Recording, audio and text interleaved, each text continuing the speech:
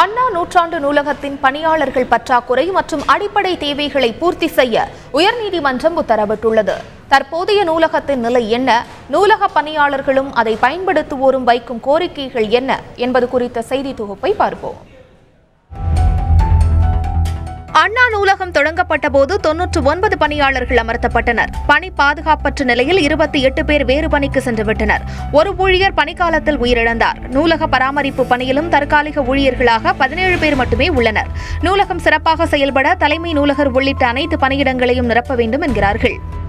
இப்போ இங்கே பணிப்பற்றாக்குறை பணியாளர் பற்றாக்குறை ரொம்ப நீடிச்சிட்டு இருக்கு. அதே நேரம் இருக்க எக்ஸிஸ்டிங் ஸ்டாஃபுக்கு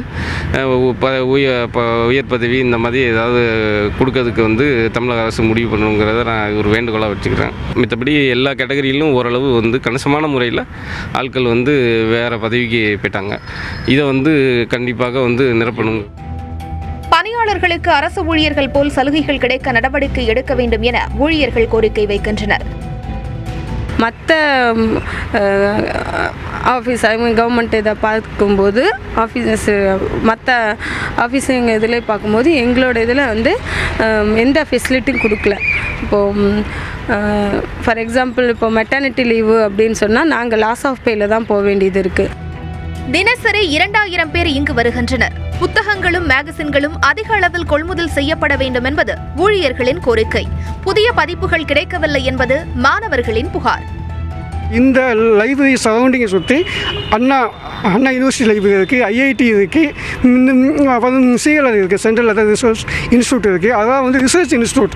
அவங்களுக்கு இன்றைய காலகட்டத்தில் இன்ஃபர்மேஷன் மஸ்ட்டு. புத்தகத்தை விட ஜேர்னல்ஸ் மேகசின் இதுக்கு அதிகமாக செலவு செஞ்சால் இன்னும் யூசர்ஸோடைய அறிவுத்திறன் மேம்படும். நான் ஒரு 6 மந்த்ஸாக இங்கே வரேன், படிச்சுன்னு இருக்கேன். இங்கே பார்த்தீங்கன்னா ஐ எம் காமர்ஸ் ஸ்டூடெண்ட். இப்போ 2010 updated taxation books, commerce books, அந்த மாதிரி லா ஃபீல்டில் பார்த்தீங்கன்னா அப்டேட்டட் புக்ஸே வரல. போட்டித் தேர்வுகளுக்கு தயாராகும் மாணவர்களுக்கு தங்கும் விடுதி, உணவு வசதி இருந்தும் அவை திறக்கப்படாமல் இருக்கின்றன. இந்த மாதிரி காம்படிட்டிவ் எக்ஸாம்ஸ் படிக்கிறதுக்கு வர்றவங்களுக்கு பின்னாடி உணவகம்னு ஒன்று இருக்குது, ஃபுட் கோர்ட். அது ஓப்பன் பண்ணாமல் இருக்காங்க. இங்கே பார்த்தீங்கன்னாக்கா அந்த 200 பேர் 300 பேர் உட்காந்து படிக்கிறாங்க. ஓன் புக் செக்ஷன்ஸ் மட்டும் நான் சொல்கிறது. அது இல்லாமல் தனித்தனி செக்ஷன்ஸ் மொத்தம் 8 ஃப்ளோர் இருக்குது. ஒவ்வொரு நாளும் பார்த்தீங்கன்னாக்கா மினிமம் 2000 மெம்பர்ஸ் கிட்ட வராங்க. இங்கே அந்த என்ட்ரி கவுண்டரில் பார்த்தீங்கன்னா உங்களுக்கு தெரியும் 2000 மெம்பர்ஸ் கிட்ட வராங்க.